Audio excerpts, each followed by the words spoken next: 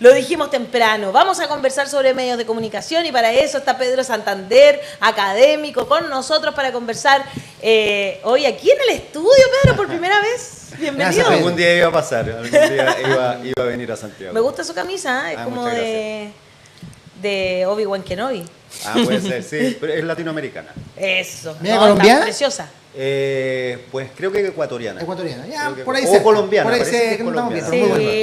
Muchas gracias, muchas gracias. Ahí está. Bueno, y gracias muy por bien. la invitación. De nada, pues por supuesto, como siempre, un agrado conversar. Le pedimos que esté bien cerca del micrófono para conversar, porque si no, como que se nos va. Dale, son bien dale. monodireccionales. Bien monodireccionales, Perfecto, esa es la- Exactamente. Y queríamos conversar porque ha pasado mucho, y de hecho lo conversábamos más temprano, sobre todo lo que tuvo que ver con este viaje de la ministra Vallejo, ¿verdad?, a Europa, donde fueron a conversar sobre las fake news. Sí. Entiendo que la OCDE está preocupada por este tema. Y me parecería, primero, ¿qué te parece que la OCDE esté preocupada por este tema de las noticias falsas y las descontextualizaciones, esto de sacar arqueología de los twitters, etcétera? O sea, bueno, yo creo que el tema de las fake news es un asunto de preocupación general. Para todos aquellos que tienen alguna sensibilidad con lo que se llama la verdad, la información, ¿no es cierto?, los datos. Por lo tanto, creo que para los únicos para quienes la fake news no es asunto de preocupación, es para la extrema derecha mundial. ¿Ya?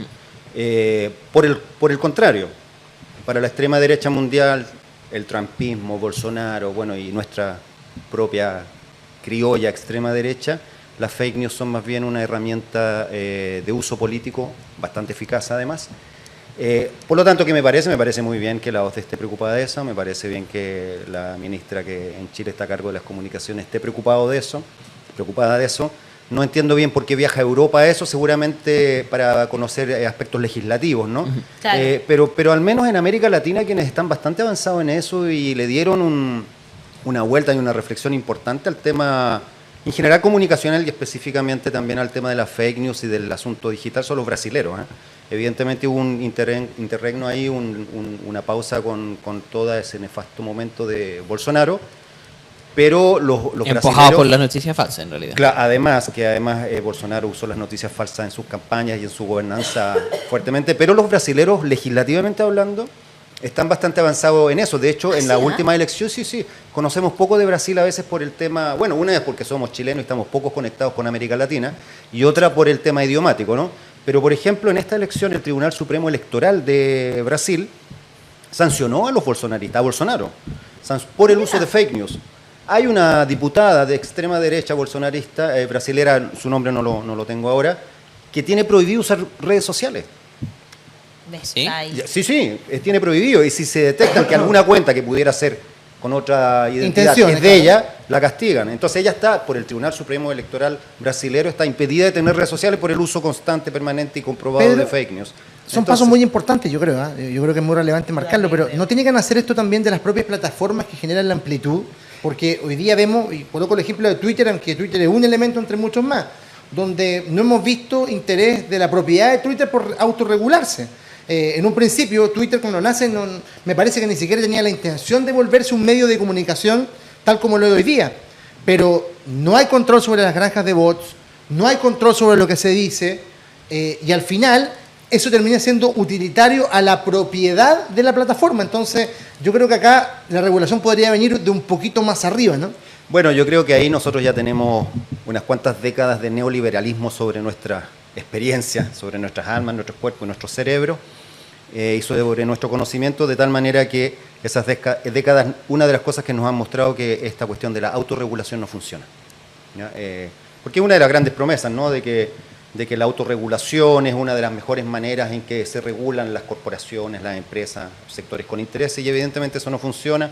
Ustedes, por algo, ¿no es cierto?, hablamos de los incoludidos, porque los coludidos en Chile, ¿no es cierto?, los conocemos, y es un problema regulatorio que no existe, ausencia de regulación.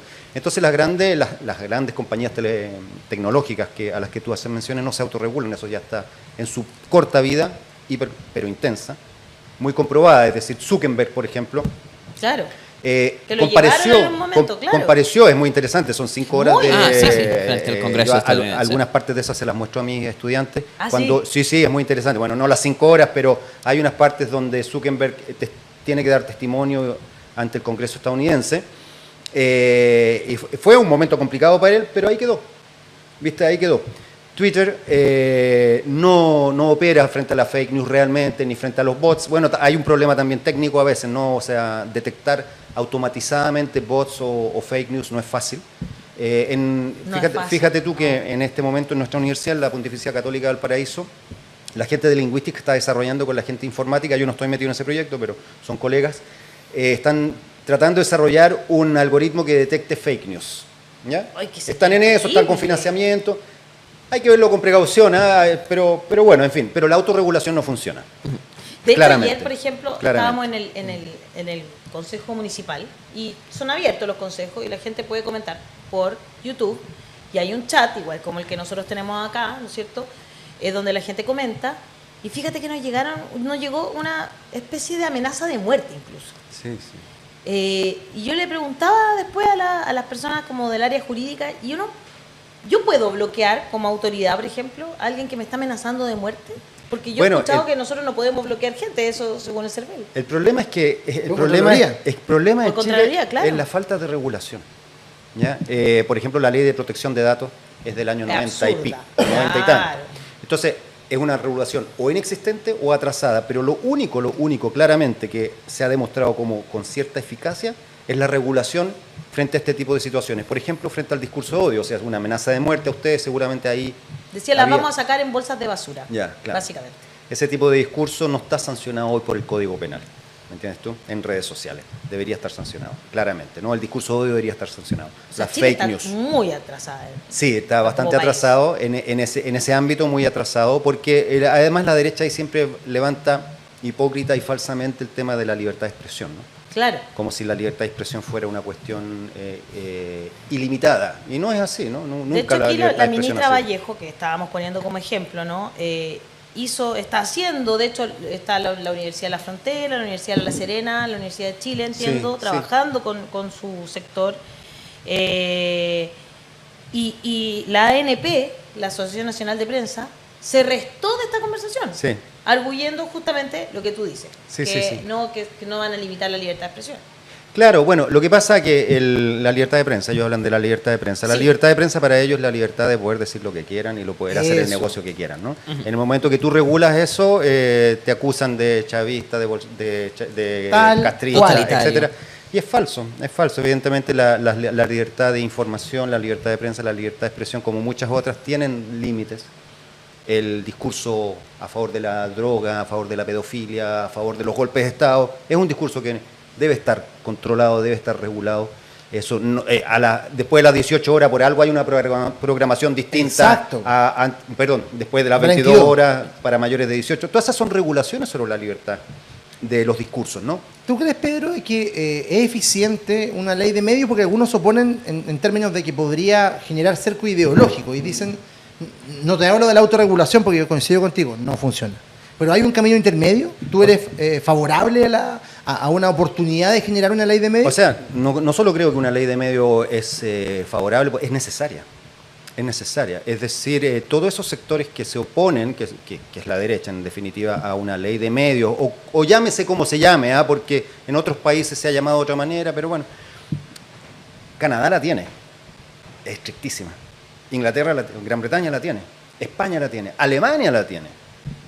Todos los países la tienen, Chile no la tiene. Chile ni siquiera tiene un sistema de medios públicos. ¿Ya? No. Fíjense que cuando Piñera llega, lo primero que hace es cerrar La Nación, el único diario, ¿no es cierto? Y TVN está en el mercado, desde los 90. Fuera del ámbito público. Claro, el plan de la concertación era colocarlo a competir con el 13, con el Mega, con el 11 y generar sus propios recursos. Así que una ley de medios es fundamental y necesaria porque los medios de comunicación son un poder. Todo poder debe estar regulado. Esa es la ecuación. Si hay algo, un actor... Esa es la frase de Pedro. Los medios de comunicación son un poder y todo poder debe estar regulado. Claro, por supuesto. Ahora, dentro del sistema de medios hay unos más poderosos que otros, evidentemente, ¿no? Y nosotros sabemos que esos que son más poderosos que otros son los que se oponen a la regulación, a la autorregulación, a la legislación, a cualquier tipo de control. Entonces ha ocurrido, y sobre todo en América Latina lo hemos visto de una manera muy interesante, ha ocurrido que un actor importante, un actor poderoso, que en este caso estamos hablando de los medios de comunicación, no sujetos a control popular, porque nadie los vota, nadie los elige, no sujetos a ningún tipo de control de sufragio electoral, se han convertido en un actor hiperpoderoso. Y además de eso, no están siendo regulados. ¿Te fijas tú? Entonces, claro que en pos de la salud democrática de un país, los medios de comunicación deben estar regulados, deben estar controlados, porque si no pasa, entre otras cosas, y de hecho yo les traía ahí unas cifras, porque, a ver si es que se podía en algún momento pasa que se convierte... ¿Se las pasaste a los chiquitos? No. No, las traía aquí escritas en un papel todo cuéntanos sobre analógico. Muy analógico. Puede pasar que ese sistema de medios se convierta en un actor no solo poderoso, sino muy poco transparente, muy opaco, y una opacidad tremenda que hay, al menos en Chile, pero yo estoy seguro que en gran parte de América Latina, es el tema de las platas, de los dineros, de los tremendos montos por avisaje estatal que reciben los medios de comunicación. Es impresionante eso.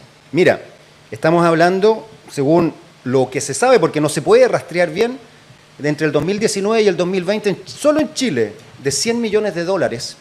Fíjate, 100 millones de dólares. Yo no sé cuánto será la partida presupuestaria del Ministerio de Educación, claro. De Educación, pero no debe ser mucho más que eso. 100 millones de dólares a los medios de comunicación chilenos de parte del Estado. Fíjate cómo chorrea, ¿no? Los que siempre hablan contra el Estado, cómo chorrea plata nuestra hacia ellos. Y los grandes beneficiados son EMOL, La Tercera y la Archi. Después viene Anatel. ¿Ya? De lo que se sabe, de lo que se ha logrado rastrear. Fíjate tú, entonces, estamos hablando de 100 millones de dólares, que evidentemente, si esos 100 millones de dólares, que en realidad son más, ¿no? Porque eso es lo que se logró rastrear, que vienen del Estado y van hacia ciertos sectores del sistema mediático, evidentemente eso implica una salud democrática deficiente, una salud... porque la democracia necesita pluralismo, necesita diversidad, necesita diversos puntos de vista. Y eso es lo que no ocurre en Chile, y eso es lo que yo creo que este gobierno, entre otras cosas, debería hacer por fin, para sentir que tenemos un gobierno, revisar, generar una contraloría y una regulación nueva, una transparencia, porque es absolutamente opaco respecto a la cantidad de dinero, estamos hablando de 100 millones de dólares, que se sabe que van del Estado de Chile hacia ciertos medios, generalmente, como les dije, concentrados en La Tercera, El Mercurio y Archi, pero que tampoco se sabe muy bien qué se hace con esa plata, ¿no? En Latinoamérica, claro, como bien tú decías, yo hace poquito estuve en Rosario y me tocó ahí... Según veo con esa bolera estuviste en México también, ¿no? Esa bolera es mexicana. Estuvimos conversando justamente sobre la batalla cultural que se da, ¿no es cierto?, desde los medios de comunicación. Y bueno, Argentina tiene una ley de medios que les costó muchísimo, sí, que Macri desmanteló, que bueno, ha tenido una larga historia de más de una década. Y por otro lado también, si no me equivoco, Castillo cuando llegó al poder dijo que iba a cambiar lo que estamos conversando ahora, el avisaje estatal no solo iba a ir a los medios tradicionales, sino también a los medios más independientes. Pero es muy poca la voluntad política para hacer algo sobre esto, porque aparecen de inmediato los poderes fácticos a reclamar. Es que es mucha plata, es mucha plata. Mira, ¿sabes quién lo está haciendo? Y lo está haciendo de una manera súper interesante. Y yo, si pudiera darle un consejo a la ministra Vallejo, es que estudiaran lo que está haciendo México, con AMLO. Mira, sí, qué bueno. AMLO. Ya. El presidente Andrés Manuel López Obrador. De hecho, él personalmente convocó a una gran conferencia de prensa, hace 2 años, diciendo cómo el Estado mexicano ahora iba a regular el tema del avisaje estatal. Fue muy interesante. Aquí yo les traje anotado algunas cosas. ¿Cómo lo hizo? Mira, me gusta eso, porque primero, la pregunta acá que sale mucho claro, es ¿cómo se hace? No, siempre hay respuestas para el cómo, pero hay que estudiarlas, porque generalmente son las más difíciles, porque nos enfrentamos a grandes actores que no quieren que se haga. Mira, en primer lugar, AMLO disminuyeron el gasto público, el gasto de publicidad en un 50%, primera cosa. Mira. Mira que estamos hablando de 100 millones de dólares en Chile, que se sabe, y son más. Primero. Segundo, crearon, y esto me pareció interesantísimo, crearon un padrón nacional padrón nacional único de medios de comunicación. Fíjate. Ya. Para saber cuántos medios hay. Claro. ¿Ya? Padrón nacional único de medios de comunicación. ¿Era obligatorio? No. Pero si no estás en ese padrón, no vas a recibir avisaje estatal público. Había que enrolarse. ¿Y sabes dónde? En el Ministerio de Hacienda. Perfecto. ¿Ya? Interesantísimo, súper transparente. Tú quieres avisaje o tú quieres plata por avisaje estatal público. Enrólate. ¿Dónde? En el Ministerio de Hacienda. De una lógica total, absoluta. Segundo o tercero, ya no sé. Un sistema de medición de audiencia único. Mira, ¿ya? eso también acá estamos súper al ¿Cuántas dedo. audiencias tiene esa radio o ese canal de televisión que recibe la plata? Porque se falsean. Nosotros sabemos que se falsean, se inflan. Por ejemplo, las cifras de circulación. Los clics también. Los clics. Claro, los clickbaits, qué sé yo, inflan. Aquí lo único que usan las agencias para los medios digitales son los clics. Y para nosotros, por ejemplo, es absurdo, porque nosotros somos un medio que aparece de lunes a viernes a través de YouTube. No nos sirven los clics. No sirven, exactamente. Entonces, pero nos miden con esa métrica. Pero con esa métrica tienen que medirnos, entonces, no hay otra. Se unificó la métrica en México. Mira. Se unificó la métrica. Qué interesante. Se transparentó la métrica. Segundo o tercero, ya no sé en qué punto voy. Ningún medio de comunicación, bajo ningún caso, puede recibir más del 25% del avisaje estatal público.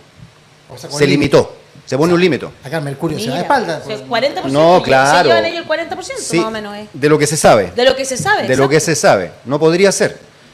No, entonces muy interesante este padrón de nacional de medios públicos, de medios de comunicación que hizo México. Y finalmente, equidad en la distribución según criterios de pluralismo. Entonces, eso es muy interesante. La plata va, ok, pero porque quiero fomentar el pluralismo de voces, la diversidad informativa en mi país. Entonces, México lo ha hecho de una manera muy seria, muy interesante, con muchos criterios, con Hacienda, con el Ministerio de Telecomunicaciones, obviamente con periodistas. Yo creo que es un caso... ¿Y por qué crees tú, Pedro, que esta materia que es tan reveladora, interesante, no ha sido parte de la agenda de este gobierno? O sea, tú no puedes explicarlo porque no estás dentro del gobierno, pero ¿por qué crees que no ha sido prioritario? Y además, se ha dejado como un laissez-faire en este casi año de gobierno que llevamos. Sí, es difícil responder a esa pregunta porque uno se agarra a la cabeza, los que sabemos de comunicación, y dice, ¿cómo no le van a meter mano a esto? Porque están sobre aviso. O sea, que no se quejen después que Boric va a estar siendo objeto, pero de uno y otro ataque, ante el más mínimo error, sus ministras, sus ministros, de lo que sea, sin posibilidad de poder responder con fuerza comunicacional propia, que no se quejen, sabemos lo que va a pasar, completamente, porque es lo que ha ocurrido en Argentina, en Ecuador, en México, en todos lados ha ocurrido eso. Entonces, yo creo que es fundamentalmente, se dice voluntad política, es miedo, ¿no? Porque un gobierno transformador, y yo veo con mucha simpatía lo que está haciendo Petro y lo que también hace AMLO en México, un gobierno transformador necesita audacia política.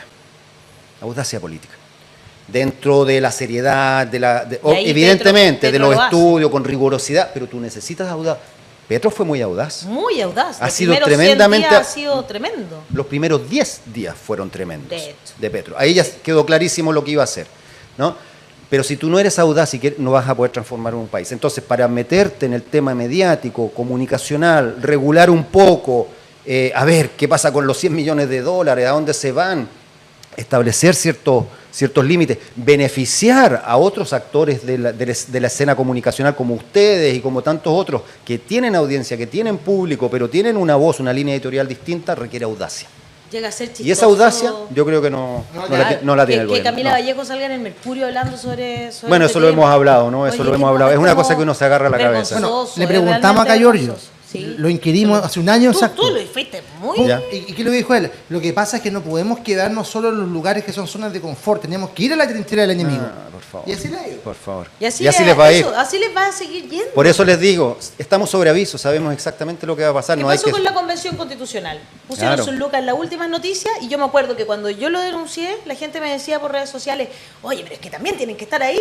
Sí, pero tienen que estar ahí, la gente va a abrir el diario y después son todas las cosas en contra. Es Entonces increíble. es como ridículo. ¿Y qué pasó? Perdimos, pues. Claro, Nos claro, ganaron el claro. relato. Y uno de los grandes temas de la convención fue precisamente el comunicacional. El comunicacional. Cómo se Claro. cuenta el relato. Exacto.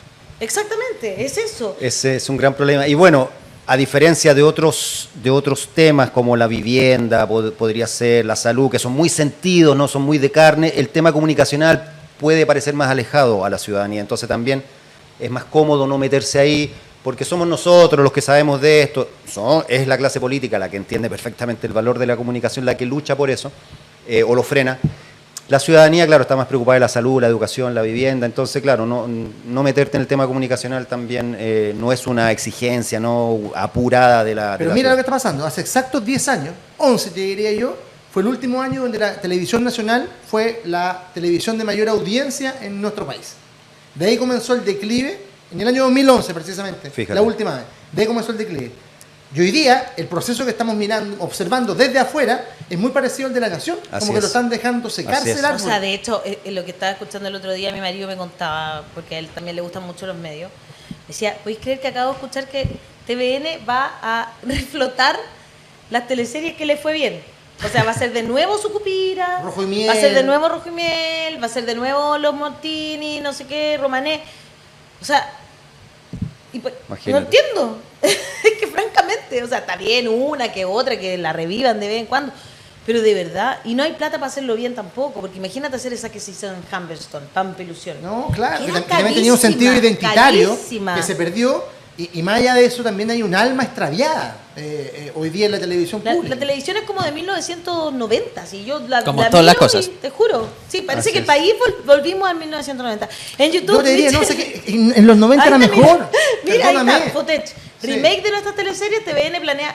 Sí. ¿Y En los saben? 90 estaba el show de los libros, cine video, habían ciclos de cine chileno. y los dueños de los noticias, medios de comunicación documentales. no Estaba s- el programa de Pato Bañado. ¿Cómo se llama? El Sí, Mirador. sí, sí, el mirador. Nada de eso y ahora. Y los medios de comunicación no se atrevían a decirnos a nosotros, los periodistas, porque no se atrevían. Yo empecé a trabajar en los 90, tú también, nosotros tenemos la misma edad con Rodrigo. No se atrevían a decirnos que no iban a censurar. Te la pasaban de otra forma, ¿no? Uno se daba cuenta igual. No hables de feminismo, no, que eso Claro. no marca, no, que no vamos a vender diario. Pero no se atrevían a decirte descaradamente, oye, te vamos a censurar. Claro. Acá te sacan. Ahora tú estás en contra de la línea editorial del medio y chao. chao. Claro. Te fuiste, porque además están tan precarizadas nuestros oficios, ¿no? Claro. O sea, mira, yo lamento profundamente si este gobierno no le hinca el diente al tema comunicacional, lo lamentaría profundamente porque es el momento.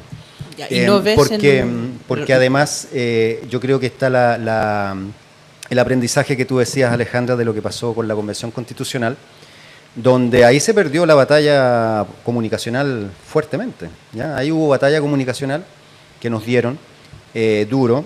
La ganó la derecha y la ganó en mala lid, pero la ganó. ¿Ya? La ganó con las fake news, la ganó con el tema de la vivienda, ¿se acuerdan ustedes? Con el tema de las pensiones, la ganó con un montón de situaciones, pero ganaron una batalla, yo diría, cuasi estratégica, si no estratégica, y ahí el tema comunicacional fue fundamental. Entonces a mí me daría mucha lástima que este gobierno no tomara ese aprendizaje, porque tenemos que empezar a sentir este gobierno, los que votamos por el gobierno, como un gobierno nuestro. Yo no lo siento nuestro.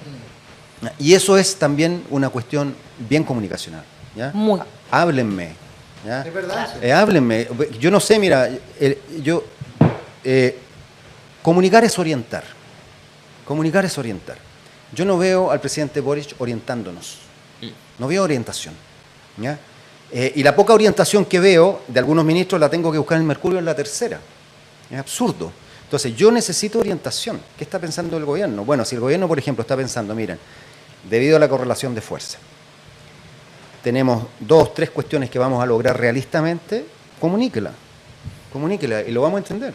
Y lo vamos a entender, pero eso se comunica. Si tú no comunicas, no orientas. Exacto. Entonces, un gobierno que acaba de perder una batalla estratégica, que tiene la de la convención, que tiene minoría en el Parlamento, que además no oriente comunicacionalmente, me parece que bueno, deja mucho que desear. Entonces, y yo dos cosas que le diría al gobierno que tendría que meterse. El tema del avisaje estatal, eso hay que revisarlo.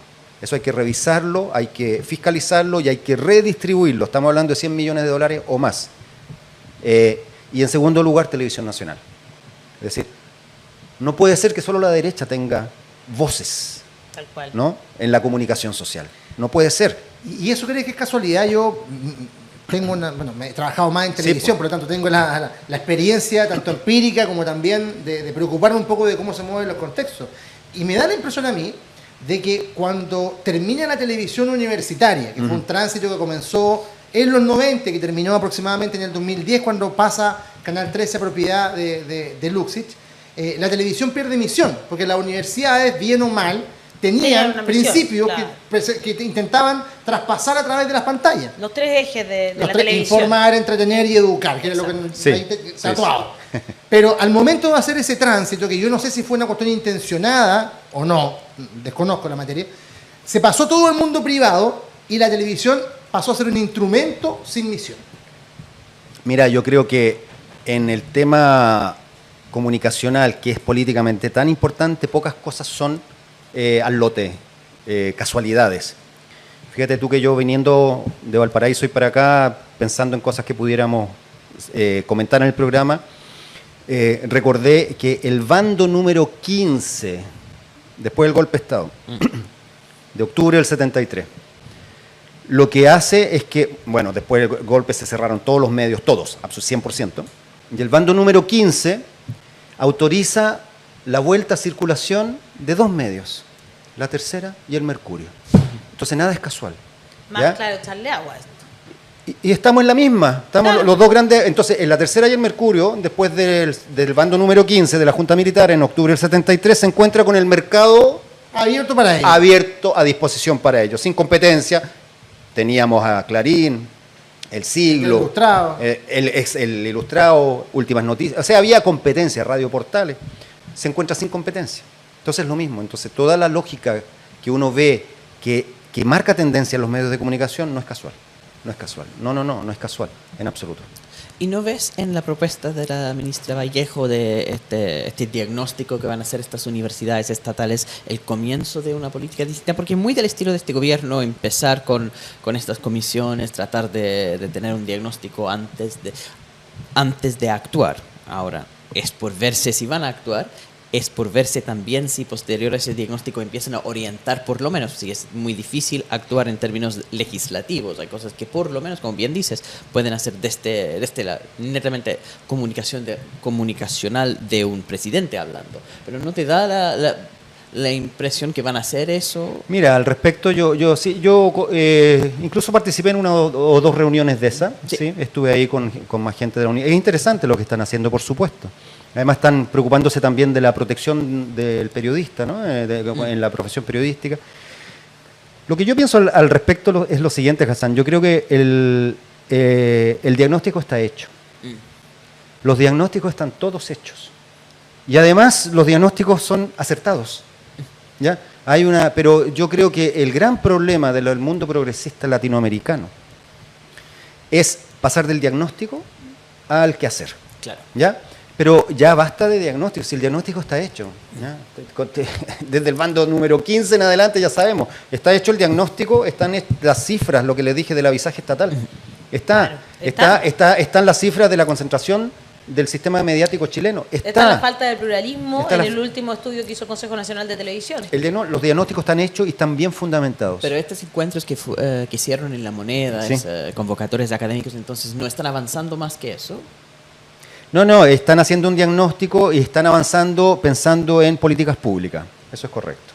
Están legislativamente. ¿Instancias útiles en ese sentido? Útiles. Claro. Pero creo que son instancias útiles que hay que acelerarlas. Ya, eso. Hay que acelerarlas porque el diagnóstico ya está listo. Sí, La yo creo que diagnostiquitis, ya no sigamos en eso. no nos demos más vueltas. Y lo último que hizo la ministra Vallejo fue apoyar la ley que protege a trabajadores y trabajadoras de los medios de comunicación. Sí, eso también se conversó en Es esa... interesante, pero ya lo había planteado una diputada, que es Natalie Castillo, que fue presidenta del Colegio de Periodistas. Entonces, que además está la ley, el proyecto de ley que ella presenta está basado en la ley marco de la UNESCO.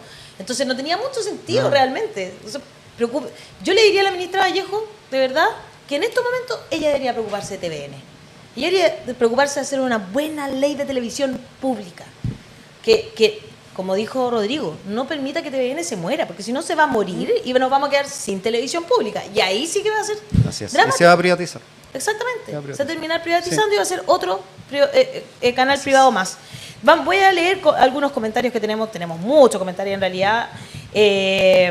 Por ejemplo, dice Mitchell Pacheco, la concentración de capitales y de poder o voluntad política es brutal. Se creen monarcas.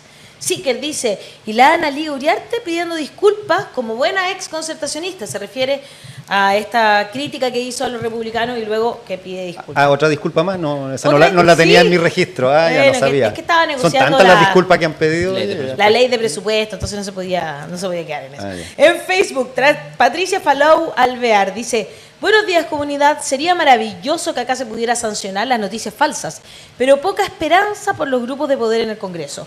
El Saquilán dice, ¿somos libres o no? ¿O los izquierdistas quieren callar la verdad sobre ellos? No entiendo ese... Pero eso es el esa es la mirada argumento. ideológica. Ley de medios va a ser para que nos transformemos en una vocería de gobierno de turno. Claro. Que precisamente lo que es que regular. Porque, Exactamente. Es que no es así, porque además lo lo que que pasa se es que en regula... Argentina pasó, ¿cierto? En su minuto. Pero se puede No, regular no para ha que no pasado. ocurra. No ha pasado. Pasó en su minuto.